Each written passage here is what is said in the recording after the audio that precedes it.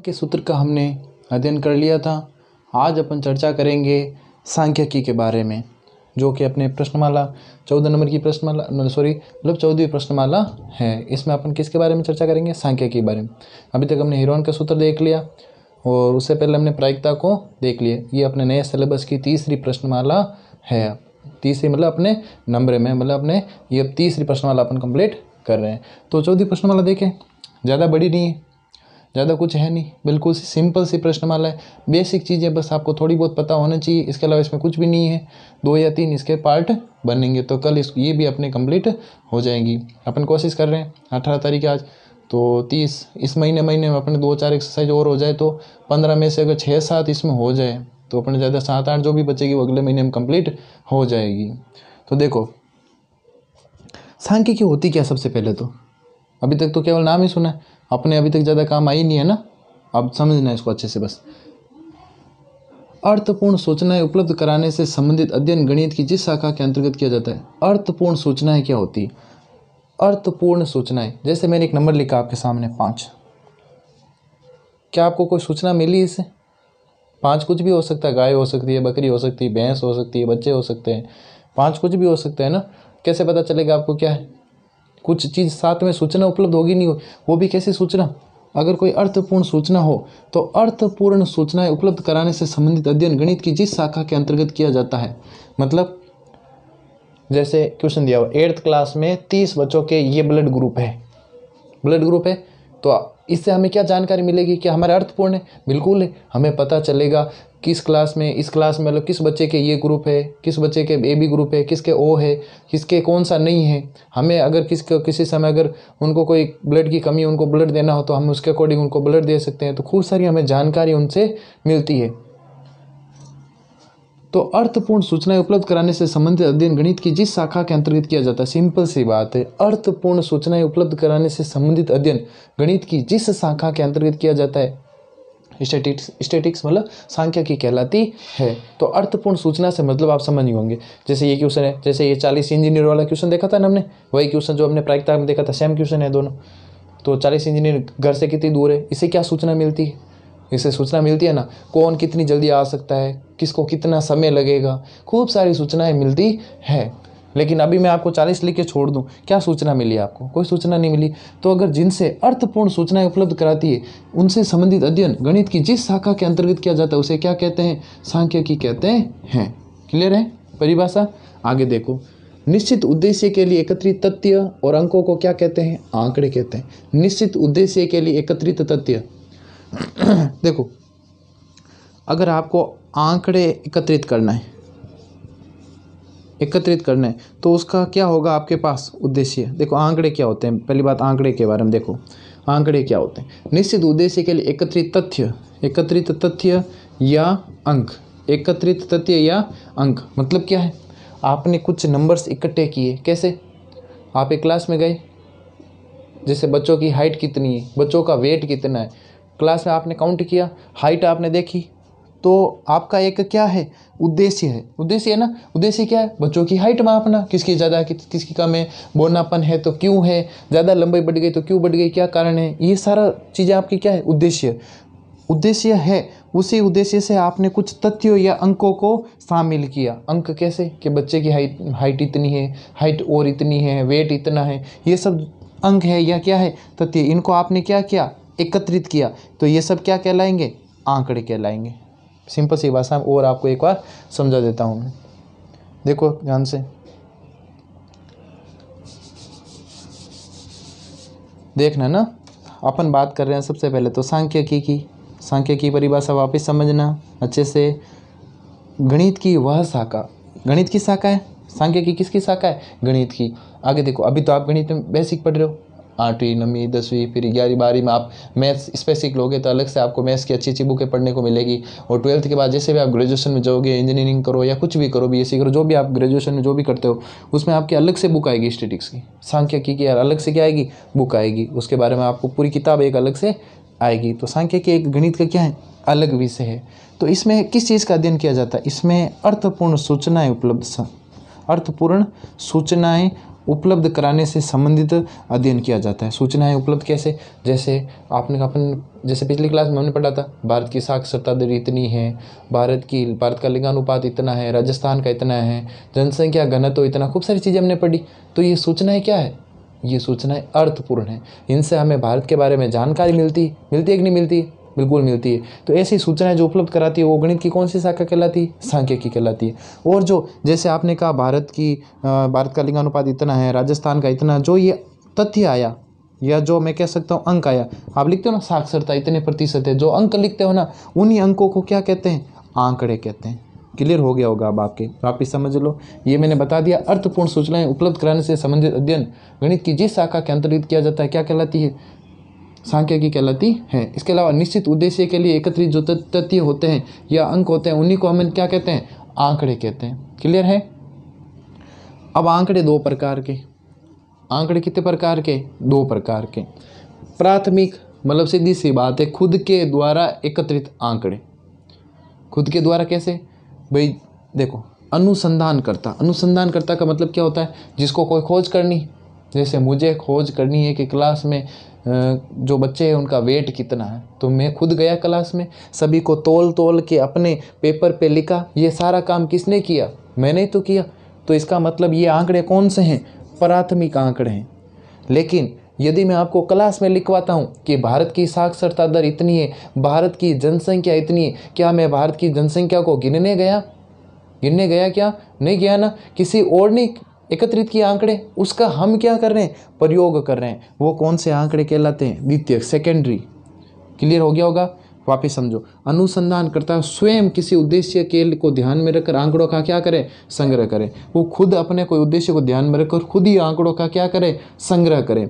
क्या कहलाते हैं, प्राथमिक आंकड़े। जैसे कक्षा में बच्चों की संख्या कितनी है, जैसे मैं 9th क्लास में आपकी क्लास में आया, बच्चों को काउंट किया, तो मैं पेपर पे लिखा भाई बच्चे इतने हैं, तो मेरा उद्देश्य था बच्चे कितने जानना, मैंने पेपर पे लिखा। वो जो आंकड़े थे किसने एकत्रित किए, वो मैंने किए। तो इसका मतलब ये कौन से आंकड़े, प्राथमिक आंकड़े। भारत की साक्षरता दर कितनी है, भारत की जनसंख्या कितनी है, राजस्थान की जनसंख्या कितनी है। मैं तो खुद तो भाई राजस्थान में देखो घूम नहीं सकता पूरा, किस किस के घर जाऊँगा मैं, तो मैं तो खुद तो ये कर नहीं सकता, पॉपुलेशन कैसे देखूंगा। तो जो आपकी जनगणना है वो सरकार द्वारा की जाती है, उनके द्वारा आंकड़े प्रदर्शित किए जाते हैं, उन्हीं आंकड़ों का हम क्या करते हैं, प्रयोग। तो वो आंकड़े कैसे होंगे, द्वितीयक आंकड़े। इनमें क्या होता है, अनुसंधानकर्ता मतलब जिनको जरूरत पड़ती है, संग्रहित आंकड़ों, जो आंकड़े पहले से ही क्या है, संग्रहित है, उन्हीं का वो क्या करता है, प्रयोग करता है। क्लियर हुआ होगा, संग्रहित आंकड़ों का प्रयोग करना, सिंपल सा है ना। ठीक है, ये आपके थोड़ी सी बेसिक चीज़ें मैंने बताई। अब प्रश्नमाला हम करते हैं 14.1। सिर्फ 2 क्वेश्चन है आपके। पहला क्वेश्चन क्या कह रहा है, देखो, आंकड़ों के 5 उदाहरण जो दैनिक जीवन में एकत्रित कर सकते हैं। आप अपने दैनिक जीवन में जो आंकड़े एकत्रित कर सकते हैं वो कोई भी आपको लिखना है, मैं लिख देता हूँ। कक्षा में बच्चों की संख्या, दूसरा मैंने लिख दिया कक्षा में बच्चों का वजन, कुछ भी लिख सकते हो ना, 5 आंकड़े लिखने हैं। भारत की साक्षरता दर, राजस्थान की जनसंख्या दैनिक जीवन में एकत्रित कर सकते हैं। हाँ, ये नहीं है कि मुझे खुद को जानना है मापना है, मैं कहीं से सोर्स मतलब किसी चीज़ का मैं खुद भी उपयोग ले सकता हूँ। किसी के अगर कोई आंकड़े लिखे हुए तो उनके देख के भी मैं लिख सकता हूँ, मतलब मैं एकत्रित कर सकता हूँ। 5 नंबर और कुछ लिख लो, क्या लिख सकते हो, बिलों की संख्या लिख लो। 2 वर्ष में बिल आते हैं घर पे, बिजली के, पानी के, कुछ भी लिख सकते हो, कोई ज़रूरी नहीं है ना। अब इनको अच्छे से समझो, देखो क्या कहना चाहते हैं ये क्या कह रहे हैं। देखो, कक्षा में बच्चों की संख्या, 5 कोई भी आंकड़े बताने थे, ये अपन एकत्रित कर सकते हैं। कक्षा में बच्चों की संख्या है तो कक्षा में बच्चों का वजन है, तो कक्षा में बच्चों का हाइट है, तो ऊंचाई जो भी है। भारत की साक्षरता दर है, तो राजस्थान की जनसंख्या है, तो या जो भी 5वें नंबर पे हमने देखा था 2 या 3 साल के जो भी बिल है, या 1 साल के जो बिल है, या कुछ महीनों के बिल आप लिख सकते हो, वो एकत्रित अपन कर सकते हैं। घर पे बिल आते हैं, घर पे रहते हैं, वो पड़े रहते हैं, अपन उनको क्या करते हैं, एकत्रित कर सकते हैं। अब देखो सेकंड क्वेश्चन क्या कर रहा था, पहले में तो आपको ये 5 एग्जाम्पल लिख देने हैं, दूसरे में आपको क्या करना है, इन्हें प्राथमिक द्वितीयक में वर्गीकृत करो। एक तो इन्हें प्राथमिक और द्वितीयक में वर्गीकृत, जो हम खुद आंकड़े खुद एकत्रित अपनी तरफ से कर सकते हैं, मतलब हम खुद उन्हें क्या कर सकते हैं, आंकड़ों का हम खुद क्या कर सकते हैं, संग्रह कर सकते हैं। वो आंकड़े कौन से, प्राथमिक और द्वितीय कौन से, किसी दूसरे के द्वारा आंकड़े संग्रहित किए गए, उनका अपन क्या कर रहे हैं, प्रयोग कर रहे हैं। देखो सिंपल सा बहुत ही। तो अपन 14.1 का दूसरा क्वेश्चन देख रहे हैं। दूसरा क्वेश्चन क्या, देखो प्राथमिक और द्वितीयक, अभी तक जो हमने 5 आंकड़े एकत्रित किए ना, इनको प्राथमिक और द्वितीयक में बांटना है। देखो कक्षा में बच्चों की संख्या, ये कौन से में आ जाएगा, प्राथमिक में, अपन खुद एकत्रित कर सकते हैं। कक्षा में बच्चों का वजन हम खुद एकत्रित कर सकते हैं ना, वेट कर सकते हैं। भारत की साक्षरता दर क्या हम खुद कर सकते हैं क्या, नहीं कर सकते। जो भारत सरकार द्वारा आंकड़े एकत्रित किए गए उनका हमें प्रयोग करना पड़ेगा, तो ये कौन सा हो जाएगा, द्वितीयक। राजस्थान की जनसंख्या वाला द्वितीयक। ये बिलों की संख्या वाला कौन सा हो जाएगा आपके, प्राथमिक। बिलों की संख्या वाला प्राथमिक कैसे, बिलों को आप काउंट कर सकते हो नहीं कर सकते हो, घर पे आपने साल भर के बिल लिए, 12 बिल आए घर पे या 6 बिल आए, जो भी आए, तो बिलों को आपने एकत्रित कर लिया। बिलों की संख्या आप खुद लिख सकते हो, ये 1 नंबर है, ये 2 नंबर है, ये 3 नंबर है, 4 नंबर है, 5 नंबर है, आप खुद उसको क्या कर सकते हो, एकत्रित कर सकते हो। और कोई क्वेश्चन इसमें अगर आपको थोड़ा डाउटफुल लगे तो आप इसको चेंज भी कर सकते हो अपनी तरफ से, वो सिंपल भी लिख सकते हो। जैसे क्लास में बच्चों की हाइट कुछ भी लिख सकते हो, है ना।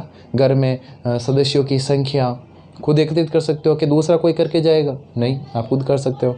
तो बहुत ही सिंपल वाले थे। तो अपन अब 14.2 के क्वेश्चनों से संबंधित चर्चा करेंगे। बहुत ही सिंपल 14.2 के क्वेश्चन, बिल्कुल भी दिक्कत तो इसमें है ही नहीं आपके। देखो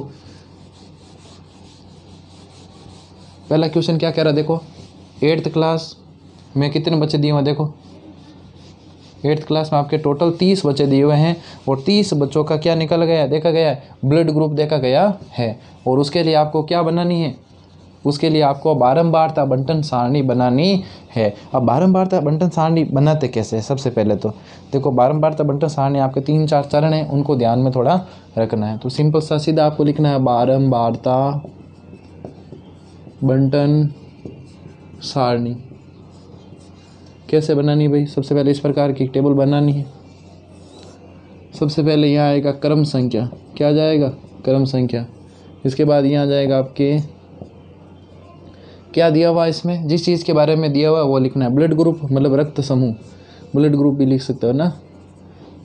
फिर यहाँ पे आ जाएगा आपके मिलान चिन्ह, और यहाँ आ जाएगी आपकी बारंबारता। देखो ये हर क्वेश्चन में सेम, ये हर क्वेश्चन में सेम, हर क्वेश्चन में सेम। रक्त समूह की जगह चीज़ें चेंज होती रहेगी। जैसे यहाँ दूरी आ गई, जैसे यहाँ सापेक्ष आर्द्रता आ गई, यहाँ पे आर्द्रता कोई मतलब और चीज़ आ गई, जैसे विद्यार्थी की लंबाई आ गई, तो ये लंबाई लिख लेंगे। यहाँ क्रम संख्या में जो दिया हुआ है 1 2 3 4, 1 नंबर आपके पास 4 चीज़ें दी हुई है। 4 टाइप्स के, देखो एक ए है, एक बी है, एक ए बी है, एक ओ है, ये ब्लड ग्रुप है, ये हमें दिए हुए। अब आपको काउंट करना, ए कितनी बार आया, बी कितनी बार आया। ए देखो ध्यान से, सबसे पहले ए को स्टार्ट करते हैं, ऊपर से देखो 1, उसके बाद ये आपके 2 3 4 5 6 7 8 9, कितनी बार आया, 9 बार ए आया। बी कितनी बार आया, काउंट करो, 1 2 3 4 5, और ये लास्ट 6। बी कितनी बार आया, 6। ए बी को काउंट करो तो 1 2 3। ओ को काउंट करो, 2 2 4 2 6 7 8 9 10 11 12, 12 3 15, 9 6 15, 15 और 15 कितने हो गए, 30 कंप्लीट हो गए। 30 के 30 एक और आप इसको जो भी है वापस एक बार देख लेना। तो 9 है इसकी बारंबारता। ओहो, यहाँ बारंबारता को अपन ये वाली संख्या है बारंबारता में यहाँ आएगी ना, 9 6 3 12। वैसे आप बारंबारता वाला कॉलम इधर भी बना सकते हो, तो कोई ज़रूरी नहीं है कि इधर का इधर बनाना है ना। मैंने यहाँ मिलान चिन्ह लिख दिया था, इसलिए यहाँ पे मिलान चिन्ह बनाने पड़ेंगे। तो ये 9 आया, तो यहाँ पे 9 बनाओ। देखो 9 कैसे बनाना ध्यान रखना है आपको। मिलान चिन्ह का मतलब ये लाइन खींचनी, 1 2 3 4, 4 हो गई। 5वीं लाइन ऐसे टेढ़ी जाती है, क्लियर है। 5 तो हो गई कंप्लीट, 6 7 8 9, 9 हो गई पूरी। नहीं समझ में आता आगे और देख लो। 6 बनानी है, 1 2 3 4, 5वीं लाइन ऐसे जाती है, और 6ठी है, क्लियर है। और देखो 3 1 2 3 12, इसमें अच्छे से समझ लेना आ जाएगा। 1 3 4 5 6 7 8 9 10 11 12, आई इन 10वीं लाइन, मतलब 4 लाइन ऐसे 5 ही टेढ़ी, 4 ऐसे 5 टेढ़ी, 2 12 हो गई टोटल। अब पर्सन क्या पूछ रहे हैं, मैक्सिमम कौन सा ब्लड ग्रुप है, मतलब सर्वाधिक कौन सा ब्लड ग्रुप है। सर्वाधिक देख लो 12, मतलब सबसे मतलब नीचे वाला सर्वाधिक कौन सा है ओ, मिनिमम कौन सा है मतलब विरलतम, मतलब कह सकते हैं कम कौन सा है 3, मतलब AB। ये आपके पहले का आंसर हो गया। थोड़ा थोड़ा आप समझ में आ रहा होगा। दूसरा क्वेश्चन अपन करते हैं इसका। नीचे वाले कुछ क्वेश्चंस थोड़े बड़े बड़े आपको स्पष्ट नहीं दिखेंगे। मेन का जो क्वेश्चन का कुछ सेट होगा वो आपको मैं स्क्रीन के ऊपर पूरा लगा दूंगा। आप क्या करना, उसका स्क्रीनशॉट ले लेना। उससे क्या होगा, आप आराम से क्वेश्चन को देख पाओगे, आराम से सॉल्व भी कर पाओगे, कन्फ्यूजन नहीं होगी बिल्कुल भी। और आप कोशिश करना, और सभी की इनकी सभी टेबल भी मैं भेज दूंगा, एक दो करवा देता हूँ वैसे। और दूसरा क्या कह रहा है, देखो 40 इंजीनियर है, ठीक है, और इनकी अपने कार्यस्थल से घर की दूरी बता दिया था, क्वेश्चन वही है, समझा दिया, सेम क्वेश्चन है। 0 से 5 वर्ग लेकर हमें बारंबारता बंटन सारणी बनानी है। तो सबसे पहले लिखो भाई क्रम संख्या, वर्ग अंतराल, वर्ग अंतराल के बाद आपके दूसरा पॉइंट क्या कह रहा है, घर से दूरी, दूरी के बाद आ जाएगा आपके मिलान चिन्ह, मिलान चिन्ह के बाद क्या आ जाएगी बारंबारता। बन गई पूरी टेबल, बहुत सिंपल सी। वर्ग अंतराल कहाँ से कहाँ तक लेना, देखो 0 से 5 लेना, 0 से 5, 5 से 10, 10 से 15, 15 से 20।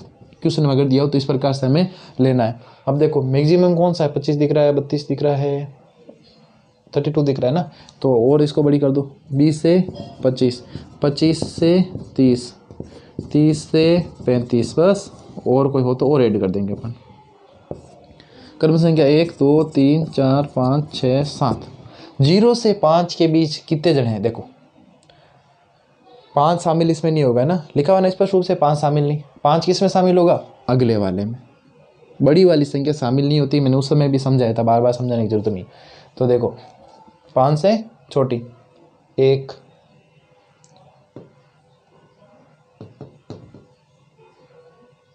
2, 3, 4, 5, 5 है ना। आप एक और वापिस सारे काउंट कर लेना ना। 5 ऐसे हैं जिनकी दूरी 0 से 5 की क्या है, बीच में है। 10 से 5 से 10 में देखो इसमें 5 काउंट होगा, लेकिन अब इसमें कौन सा काउंट नहीं होगा, इसमें 10 काउंट नहीं होगा।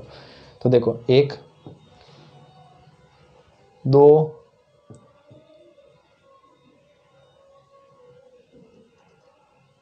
2 के बाद 3, 3 के बाद 4, 5, 6, 7, 7 के बाद आपके 8, 9, 10, 11, टोटल कितने हो गए 11।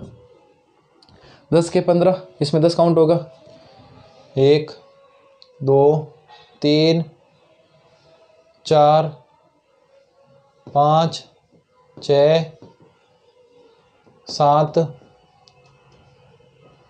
7 और ये आपके 8, 8 और ये आपके 9, 10, 10 और ये आपके 11। 15 से 20 के बीच में देखो इसमें 15 काउंट होगा, 20 नहीं होगा, ध्यान रखना। 15 से 20, 15 से 20 के बीच में देखो 1, 2, 3, 4, 5, 5 के बाद आपके 6, 7, 8, 9, कितना आ गया 20 से 25 में देखो, 1,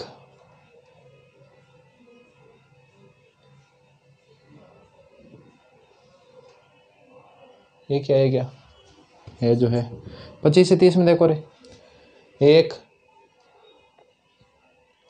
1, 1, 1, 1, 1, इसमें भी एक ही है क्या। 30 से 35 में देखो 1, 32 दिख रहा है, और कोई नहीं दिख रहा है ना। 1, 1, 2, 3, 9 और 3 कितने हो गए 12, 12 और 5 कितने हो गए 17, 18, 19, 29, 39, टोटल 40 है। एक वर्ष एक अक्षर से कौन सा छूट रहा है, 30 से 35 में। एक और वापिस देखो फटाफट कौन से 30 से 35 के बीच कौन से हैं, 1, 32 दिख रहा है बस। ठीक है। 25 से 30 के बीच में और कोई दिख रहा है? 25 के 30 हमने ये काउंट किया था, 25 के 30 बीच एक यहाँ 25 दिख गया था हमें, 25 के 30 के बीच, ठीक है। 20 से 25 के बीच में एक बार देख लो, ये रहा 20, और कौन सा इसमें?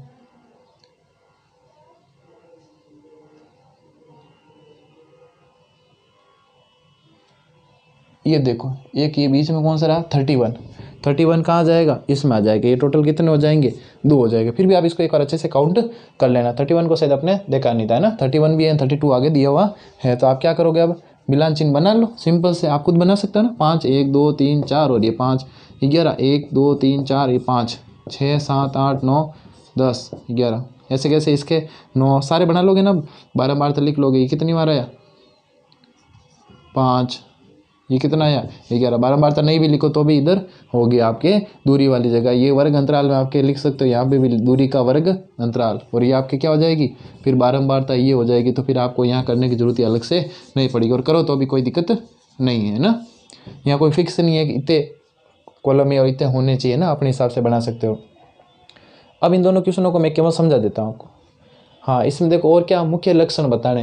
तो मुख्य लक्षण अपन कह सकते हैं, अधिकतर जो लोग किस दूरी के हैं? अधिकतर जो 5 से 15 के बीच अधिकतर लोग हैं। मुख्य लक्षण,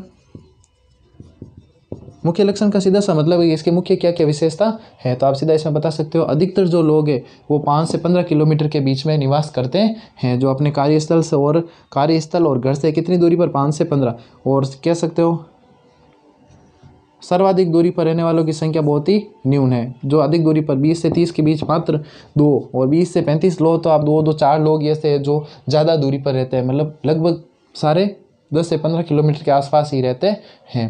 तो आप मुख्य लक्षण में पहली चीज़ क्या लिख लोगे? 5 से 15 किलोमीटर के बीच अधिकतम इंजीनियर रहते हैं। 20 से 35 किलोमीटर के बीच मात्र 4 इंजीनियर रहते हैं।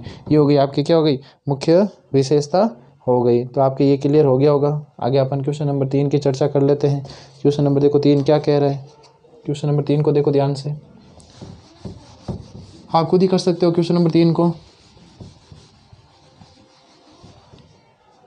देखो, 3 को 30 दिनों में एक नगर में जो आपके सापेक्ष आर्द्रता है। सापेक्ष आर्द्रता का मतलब क्या होता है भाई? सिंपल सा मतलब होता है, सापेक्ष आर्द्रता का मतलब क्या होता है? नमी, मतलब वहाँ पे कितनी नमी है। आर्द्रता का मतलब क्या होता है? नमी।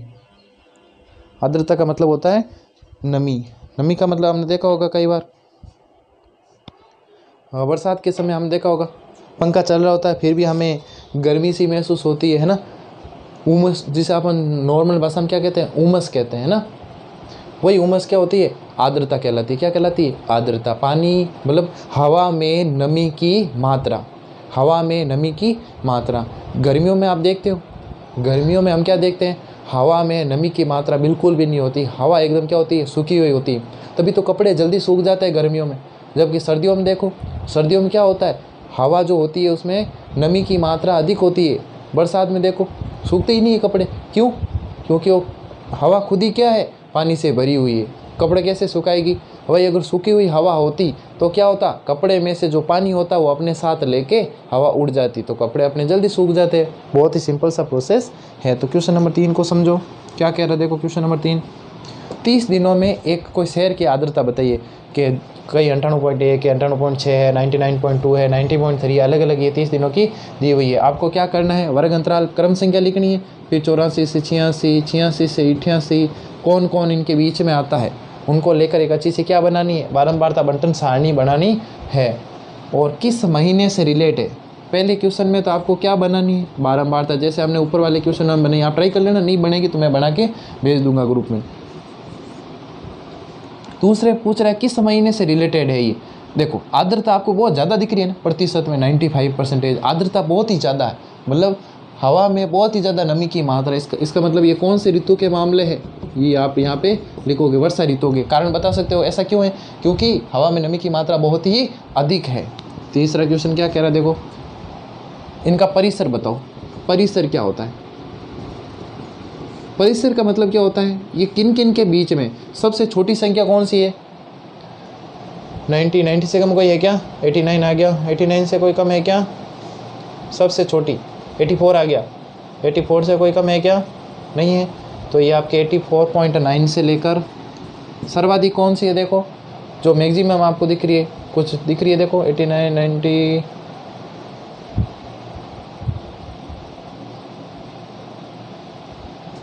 99.2। आप देख लेना, जो सबसे कम है और जो सबसे ज़्यादा है वो पूरा क्या कहलाता है? परिसर कहलाता है। परिसर का मतलब किन दो संख्याओं के बीच में सारी संख्याएं हैं, इधर सबसे छोटी उधर सबसे बड़ी, दो संख्याओं के बीच में क्या है? पूरी की पूरी कंप्लीट आपके डिजिट है, आंकड़े हैं। परिसर क्या होता है? सबसे छोटी संख्या और सबसे बड़ी संख्या, बस। तो ये हो जाएगा आपसे मेरे हिसाब से क्वेश्चन नंबर 4